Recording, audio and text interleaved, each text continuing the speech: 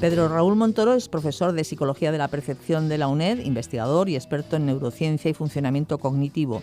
Él es autor de la serie de programas de radio A mi cuñado le funciona, primeros auxilios contra la mala ciencia, junto con el profesor de Psicología de la Educación de la UNED también, Jesús Martín Cordero. El objetivo de estos programas es fomentar el pensamiento crítico y escéptico frente al mal uso o uso interesado de la ciencia. Pedro, cuando queráis. Hola, buenos días. Estamos en una nueva edición de A mi cuñado le funciona, un espacio que ya en los últimos meses se ha vuelto familiar para los oyentes de este espacio de Radio Net. Hola, buenos días, Jesús. Hola, Pedro, buenos días. He saludado a Jesús Martín Cordero, que es profesor de la Facultad de Psicología y experto en Psicología de la Educación y en Psicología de la Instrucción. Y hoy lo que proponemos a nuestros oyentes es dedicarnos a intentar realizar un juicio crítico sobre una nueva, no sé si llamarla disciplina, pero bueno, sí por lo menos tendencia, que además parece que se está colando en los cursos de formación de profesores y maestros en la actualidad, que sería el campo que podemos resumir con el concepto de neuroeducación. Las aplicaciones que la neurociencia pueden hacer al ámbito de la educación, del sistema educativo, de cómo enseñar o cómo instruir a nuestros niños y adolescentes. Bueno, Pedro, yo no soy un experto en neurociencia, aunque es un rasgo de honestidad intelectual decir esto. Yo sé que no es frecuente en la universidad, pero algunos sí reconocemos cuando no somos especialistas en algo. De educación y de psicología sí sé algo. De neurociencia, pues lo mismo que muchos psicólogos cognitivos modernos. Es un asunto que nos interesa y es una disciplina que nos pilla cerca en algunos casos. Lo de la neuroeducación casi me atrevo a decir que es más una moda. Seguramente habrá quien no esté de acuerdo conmigo. Pero bueno, un indicador de que es una moda es que probablemente dentro de poco va a haber algún pedagogo que lo intente importar al ámbito del sistema educativo. Ese es un indicador fiable de que algo es una moda. Es decir, que se introduce como una solución fácil a problemas que son difíciles y que también han sido abordados por otras ciencias, ¿no? Sí, la presencia de varitas mágicas en la historia de nuestra especie, en la vida y en la educación en concreto, es conocida. Es decir, cuando tenemos problemas graves nos gusta a los humanos creer que vamos a encontrar soluciones eficaces y rápidas. La educación es un problema humano muy importante, ¿no? La necesidad de generar y transmitir conocimiento pues es cada vez más relevante en la historia de nuestra especie, ha tenido importancia y cada vez lo tiene más. Vivimos en la edad del conocimiento. En consecuencia, cada cierto tiempo se presenta algún profeta o grupo de profetas con soluciones que son portentosamente fáciles y eficaces, y con más o con menos éxito se intentan vender y a veces se venden bien. De hecho, hay una relación clara entre la incorporación de alguna tecnología nueva y valiosa para la humanidad y la divulgación de que se ha encontrado una solución mágica para el sistema educativo. Esto es así.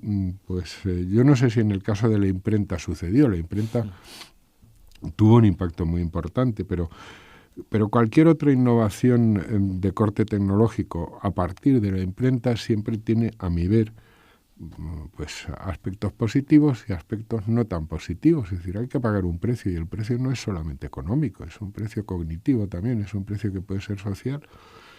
Y con todas las aportaciones tecnológicas pasa. Es decir, cuando llegó la radio iba a ser la revolución en el ámbito educativo. Cuando apareció la televisión también iba a ser la revolución. Cuando apareció el vídeo, desde luego. Cuando llegaron los ordenadores, no cabe ninguna duda. Al final, los ciudadanos o el Estado en su nombre se gastan mucho dinero de nuestros impuestos en traer al sistema educativo tecnología. A veces esa tecnología funciona, a veces no tanto. Lo que sí está claro es que cada vez cuesta más y supone un compromiso presupuestario muy importante, y uno tiene derecho quizá a preguntarse si ese dinero no se hubiera gastado mejor en otros componentes del sistema. Y antes de entrar a hacer ya un juicio crítico con este campo de la neuroeducación, ya que has hablado de otras ocasiones en que el mundo educativo o de política educativa está ávido de encontrar soluciones en otros campos externos o en el desarrollo de nuevas tecnologías, ¿por qué ocurre esto? ¿Por qué especialmente parece que en el campo de la educación están deseando encontrar otras formas de afrontar problemas antiguos? Ay, Pedro, yo no sé si tengo una respuesta para eso. Pero sé que es difícil la pregunta, pero... Puedo especular. Como buen profesor de universidad se me da la especulación. A mi ver es que la educación es un ámbito en el que es extremadamente multivariado. Hay una cantidad de variables potencialmente relevantes enorme, hasta el punto de que uno diría que justamente por eso no se puede constituir como disciplina científica la educación. Las disciplinas científicas se caracterizan por un objeto y unos métodos, y en educación eso no existe, por lo menos no en términos de métodos, y el objeto es tan amplio que admite siempre necesariamente perspectivas muy diversas para poder constituirlo. Por otro lado, es un proceso. Los procesos de adquisición de conocimiento y transmisión de conocimiento son procesos cada vez más importantes en términos sociales y económicos en nuestra especie. Eso implica que la presión sobre el sistema educativo para que ofrezca soluciones a ese proceso de adquisición y producción de conocimiento es creciente y es cada vez mayor. Al mismo tiempo, las familias, los padres, las madres, transfieren los hijos al sistema educativo y transfieren una parte de la responsabilidad, una parte importante de la responsabilidad y la formación de sus hijos a los profesores, ¿no? Y los profesores, en consecuencia, también están ávidos de encontrar o de que se les ofrezcan soluciones a esa presión y a esos problemas que observan. Me parece que es un campo en el que difícilmente hay varitas mágicas. Yo creo que ya llevamos tiempo suficiente indagando en educación. A mí me parece que una de las aportaciones importantes de la psicología a este terreno es que quien haya tenido o quien haya adquirido una cierta formación en psicología del desarrollo y en psicología de la educación ha entendido como mínimo que se trata de un proceso enormemente complejo. Eso ya es un avance. Saber que algo es complicado está bien porque a uno en principio le inocula contra las soluciones fáciles. Pero evidentemente hay muchos sectores sociales que todavía siguen pensando que es posible encontrar una varita mágica que resuelva los problemas de la educación. Yo sinceramente creo que no va a ser así. Pues lo has explicado bien, Jesús. Entrando ya en el núcleo de este, no sé si llama la disciplina, pero bueno, yo creo que lo de varita mágica quizás nos puede venir bien para resumir en qué consiste este conjunto de propuestas o de promesas que realiza la neuroeducación, que está claro que es un ejemplo más de un fenómeno más global, de un fenómeno más general, que podríamos denominar como neuromanía o cerebrocentrismo, que es la fascinación que sentimos por la neurociencia, en especial desde la aplicación de las técnicas de neuroimagen, que han poblado de cerebros coloreados, no solo revistas de investigación, sino revistas de divulgación, prensa generalista. Y aparenta ser una ciencia que es capaz de acceder de manera directa al funcionamiento de nuestro cerebro, que además todos interpretamos como que es directamente el órgano rector de nuestro comportamiento, sin que fuera necesario investigar ningún otro componente externo, interno o subjetivo. Pero quizás ahí hay una confusión metodológica, epistemológica muy importante, ¿no? ¿Qué entendemos por qué es algo directo? En el ámbito de educación, ¿cuál es el nivel de análisis? ¿Cuál es el objeto de estudio? Y por lo tanto, ¿cuál es la forma de modificarlo? Pues Pedro, yo diría que hay una cuestión que conviene tener muy en cuenta. Y es que hay, quizá porque yo al principio de mi vida académica me dedicaba al razonamiento deductivo y entonces me ha quedado una secuela lógica en la manera de abordar las cosas. Hay un enunciado que a mí me parece muy importante tener en cuenta y es que podemos decir, si somos materialistas, y yo lo soy, que todos los cambios en la conducta suponen un cambio cerebral, un cambio en el cerebro. Esto es así, ¿no? Ahora, ese enunciado no es transitivo, ahí está el componente lógico de esto, la prevención lógica de esto. Ese enunciado no es transitivo. No todos los cambios en el cerebro suponen un cambio en la conducta, ni se reflejan en la conducta. Sin embargo, cuando queremos saber si un niño sabe leer, lo que hacemos es ponerle un texto y pedirle que lo lea. Eso es conducta. Y lo que nos interesa es que el niño sepa leer. El objetivo del sistema educativo no es que le cambien los colorines a la neuroimagen del niño Pablito. No, lo que le interesa a la familia de Pablito y lo que le interesa a los profesores de Pablito es que Pablito aprenda a leer. Y bueno, pues lo que hay que hacer es ponerle un texto y ver si lee. Entonces, insisto, es muy importante tener en mente que el enunciado según el cual los cambios en la conducta siempre suponen cambios en el cerebro, que eso es cierto. Sin embargo, no es transitivo. No todos los cambios en la conducta en el cerebro suponen a su vez un reflejo conductual. No sé si he respondido, pero yo creo que ahí hay una dificultad epistemológica crucial. Es decir, hay una parte de la confusión que se está produciendo con el asunto de la neuroeducación que tiene que ver con hacer transitivo ese enunciado, que tiene que ver con pensar que si detectamos cambios en el cerebro, merced a técnicas no invasivas como las de neuroimagen, eso supone que se va a producir un reflejo necesariamente en la conducta de los niños o de los adultos, y eso no es necesariamente así. Sin embargo, sí podemos afirmar que cuando se ha producido un cambio en la conducta de las personas, eso sí tiene un reflejo o tiene un correlato en el funcionamiento cerebral. No, de hecho, la confusión epistemológica va más allá, porque la propia calificación de las técnicas de neuroimagen como directas es ya una forma ingenua de considerarlas, que yo creo que en cierto modo ha sido fomentado, por lo menos al inicio, por los propios neurocientíficos, ¿no? Cuando realmente ellos saben que una imagen, una neuroimagen es solo una representación gráfica de un resultado experimental. Es más parecido a una gráfica en la que aparecen barras o en la que aparece una línea de tendencia que realmente una fotografía de la activación del cerebro. Sí. Tiene toda una postproducción estadística, está basado en una medida de consumo de hemoglobina, no está realmente... Te estás refiriendo al famoso BOLD. Eso es la respuesta BOLD, efectivamente. Eso, que además conlleva una transformación luego en la que tiene que haber dos condiciones experimentales, ¿no? Esto nos llevaría, bueno, ya lo hemos hablado alguna vez, ¿no? O sea, que ni siquiera esa técnica es tan directa como nos quieren presentar, y menos aún cuando el objeto de estudio en la educación es la adquisición de conocimiento, el rendimiento lector, el rendimiento escritor y ese tipo de cosas que a todos nos preocupan. Entonces, Jesús, realmente cuando hablamos de neuroeducación, ¿qué nos están proponiendo? ¿Nos están proponiendo soluciones técnicas reales o qué es eso? ¿Algo recauchutado de otras ciencias que nos venden con un nuevo envoltorio? ¿O? Lo que yo he preparado para este programa está, para que nuestros oyentes sepan en qué se basa uno, está en un paquete de artículos que, por cierto, me llamó la atención Pedro.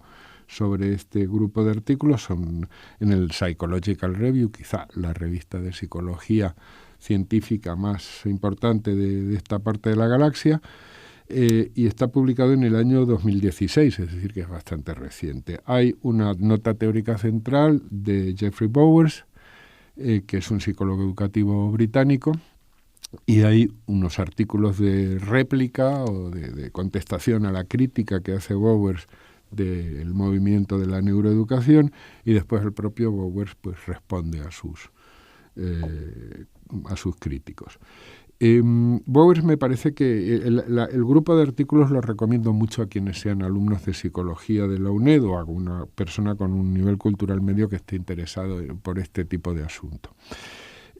Bowers hace un excelente resumen, en mi opinión, de lo que él llama las promesas de la neuroeducación. Si te parece, yo he intentado resumir ese resumen en 7 promesas de la neuroeducación. Siempre son 7 o 10, ¿no? O sea, son números... Hay números mágicos. Yo creo que esto tiene un origen bíblico, probablemente, o incluso anterior. 7 promesas de la neuroeducación. La primera sería que los nuevos conocimientos sobre el cerebro permiten o van a permitir mejorar la enseñanza en las aulas. La segunda promesa de los partidarios de la neuroeducación es que esos conocimientos sobre neuroeducación sobre neurociencia deben incluirse en el currículum para formar a los profesores. Es decir, que formar a los profesores, incluir eso en la formación básica del profesorado, va a mejorar los procesos de instrucción. Una tercera promesa es que la neurociencia puede contribuir a diagnosticar las dificultades de aprendizaje de modo temprano, de modo que, haciendo un diagnóstico temprano, la intervención o la instrucción pueda ser más eficaz. Una promesa número 4. La neurociencia puede conducir a tratamientos médicos que faciliten el aprendizaje en sujetos con dificultades de aprendizaje. 5. La neurociencia o la neurociencia educativa permite concluir que las emociones son relevantes para el aprendizaje escolar. Esto es un poquito descubrir el Mediterráneo, pero en eso entraremos después. 6. Otro tanto sucede, según los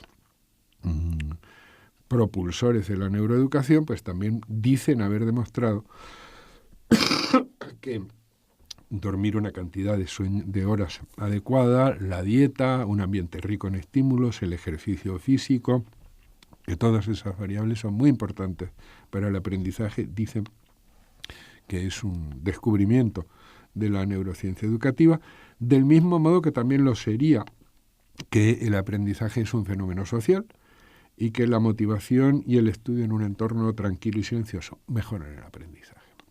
Después tendremos ocasión de cualificar este tipo de promesa. Y por último, pues un ejemplo ya mucho más concreto es que la neuroeducación ha descubierto datos favorables a la no interferencia de la L1 con la L2 cuando se está aprendiendo una segunda lengua, que eso se puede hacer antes, aprender una segunda lengua, cosa que en los países que no somos de habla inglesa, pues sabíamos hace 50 años, ¿no?, que había que adelantar el inicio del aprendizaje de una segunda lengua, pero esto los estadounidenses y los británicos están empezando a darse cuenta ahora, merced a los estudios de neuroimagen. Ese sería un resumen de lo que, según Jeffrey Bowers, a mí me parece un buen resumen, promete la neuroeducación. Básicamente, la idea es que a partir de estudios basados en imagen cerebral, se van a poder concluir o se van a poder extraer conclusiones relevantes para los métodos de enseñanza. Es decir, que se va a poder mejorar la instrucción, esa es la parte varita mágica. El milagro es que mediante técnicas de neuroimagen, mediante estudios con neuroimagen, vamos a lograr un rendimiento mucho mayor de lo que los ciudadanos gastan en el sistema educativo. Cuando en realidad la neuroimagen, en todo caso, es una técnica correlacional de lo que ocurre en ciertas regiones del cerebro cuando uno está haciendo una tarea dentro de uno de los escáneres, pero desde luego tampoco presupone ninguna forma de actuar, de trabajar sobre el cerebro para intentar conseguir un efecto en la educación. Yo quizás, aún intentando hacer un esfuerzo de resumen mayor, creo que se podría, por ahora, por lo que hemos visto de los planteamientos de neuroeducación, a mí me parece que son dos conjuntos de proposiciones las que realizan. O es neurociencia básica o general, pero no aplicada, y entonces te cuentan cómo es el desarrollo del cerebro en la niñez y la adolescencia y te hablan del proceso por el cual hay más mielina o la tardía maduración del lóbulo prefrontal, o, y creo que tú también lo has mostrado muy bien en esos 7 puntos que dice Bowers, es psicología recauchutada o secuestrada, sí, o enfatizada de otra forma, ¿no? Apropiada, esto es. Apropiada, sí, esa es la palabra. La apropiación. Apropiada. Bowers, de hecho, dice que en realidad los presuntos éxitos, pues, pongamos entre comillas lo de éxitos de la neurociencia educativa, para Bowers son de 3 tipos. Por una parte, pueden ser supuestos éxitos triviales, es decir, cosas que son evidentes por sí mismas y que en realidad no hace falta ser ni psicólogo, ni pedagogo, ni profesor para saberlas. Es decir, que el niño tiene que dormir las horas que tiene que dormir, pues esto lo saben las abuelas de nuestras abuelas. Esto probablemente en la época en la que vivíamos a la entrada de una cueva ya se sabía que había que dormir lo suficiente para poder aprender después mejor. O que hay que comer adecuadamente, aunque Ahora hay mucha dieta, pero vamos, en principio una dieta completa con fruta, verdura, carne y pescado, pues eso sabemos que suele funcionar bien para que el niño esté bien alimentado, pues hace el niño o el adulto que está bien alimentado. Ese sería un grupo de datos que él considera triviales o banales.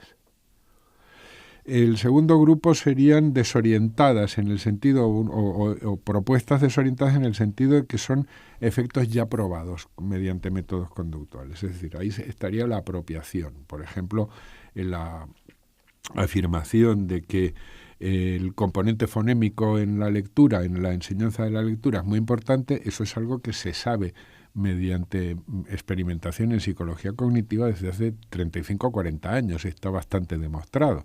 Sin embargo, ellos lo vuelven a descubrir y dicen que eso es una aportación de la neurociencia educativa.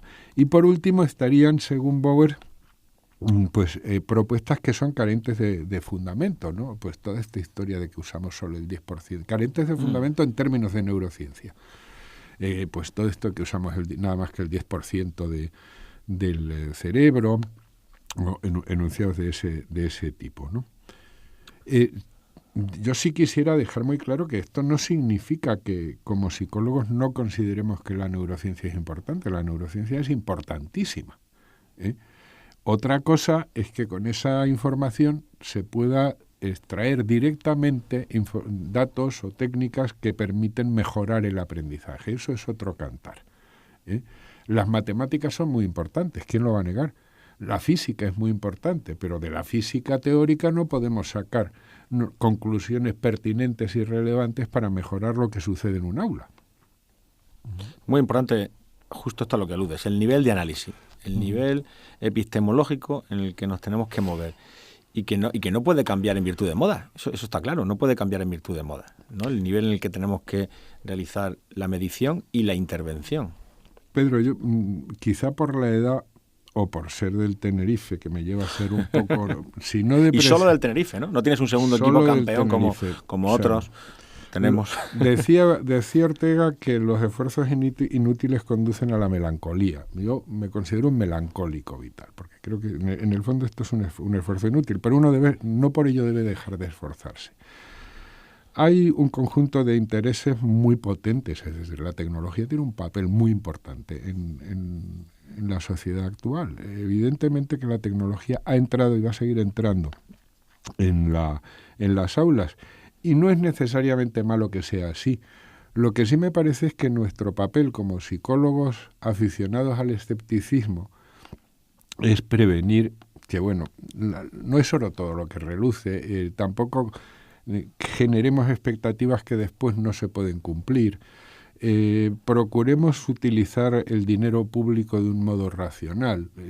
Procuremos no medir cosas que ya se pueden medir convenientemente mediante procedimientos conductuales con un aparato carísimo que además no nos va a dar medidas más fiables ni más válidas. Es decir, yo lo que intento es inocular un cierto escepticismo, pero me parece que es una empresa que no tiene un gran futuro, porque soy escéptico también para eso. Eso está bien, que también sea escéptico con respecto a la propia influencia, ¿no? de la crítica escéptica que a su vez estamos haciendo.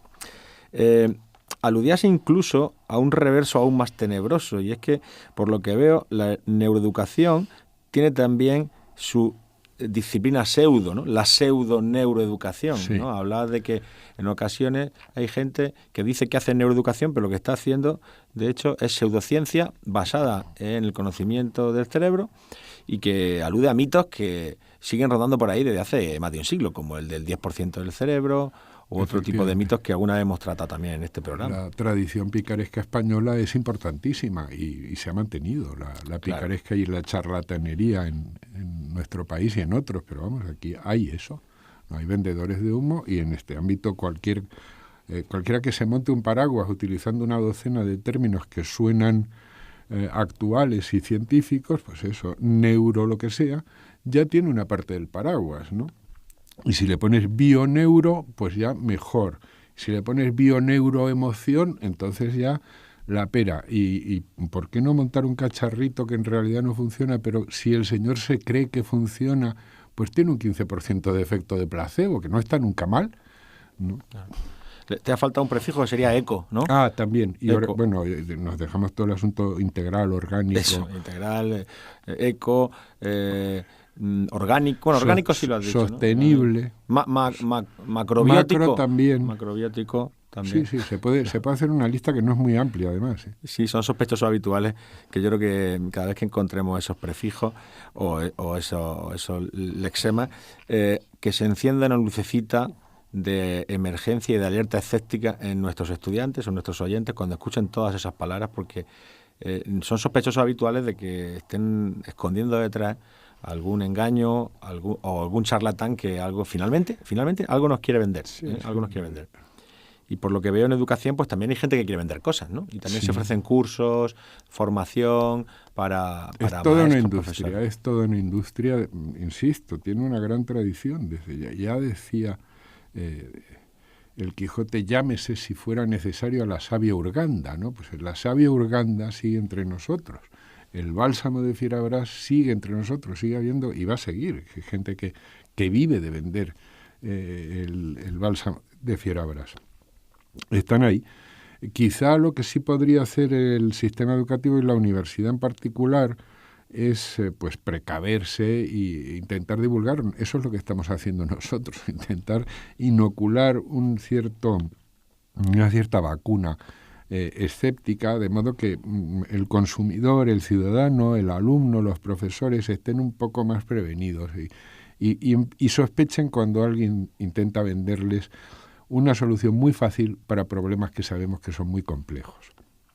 Efectivamente, esos milagros que intentan dar soluciones fáciles a problemas que ya, primero, que son antiguos, y que además ya hay vías de solución, ¿no? Porque desde la psicología de educación, la psicología de la instrucción, hay investigación acumulada de hace mucho tiempo y hay cosas que se sabe que funcionan, a pesar de la dificultad del campo de estudio, como tú planteabas al principio. Podemos hacer alguna cosa, pero yo creo que definitivamente nosotros tampoco tenemos varitas mágicas. Hay algún ejemplo más que quizá, si nos da tiempo, podemos comentar. Uno de esos éxitos que en realidad ya eran conocidos en el ámbito de la psicología cognitiva y que desde la neurociencia educativa intentan apuntarse, es una promesa que es muy conocida en realidad para los alumnos de la UNED, por ejemplo, que es el efecto de la realización de exámenes, o el efecto Rediger, o el efecto el test effect, que es, dicho sencillamente, que hacer exámenes o practicar una asignatura haciendo exámenes es un procedimiento de aprendizaje eficaz. De ahí que haya muchos alumnos de la UNED que se dedican a recopilar exámenes o acceder a repositorios de exámenes para poder practicar. Eso es un proceso, una estrategia de trabajo que la persona que más lo ha investigado se llama Rediger. Desde los años 80 está bastante demostrado que en ciertas condiciones, no en todas las condiciones, pero sí en ciertas condiciones, practicar haciendo pruebas o test o exámenes tiene un impacto a medio y largo plazo sobre el aprendizaje más intenso que una sesión de estudio de, por ejemplo, lectura atenta, ¿no? Bueno, ese es uno de los éxitos de la neurociencia educativa, el afirmar el efecto de los exámenes sobre el aprendizaje. Dicen ellos que ellos lo han descubierto. Eso se puede leer en el trabajo que resume Bowers. Hay citas de señores que dicen que esto es una aportación de la neurociencia educativa, cuando es una cosa que lleva rodando una temporada larga, ¿no?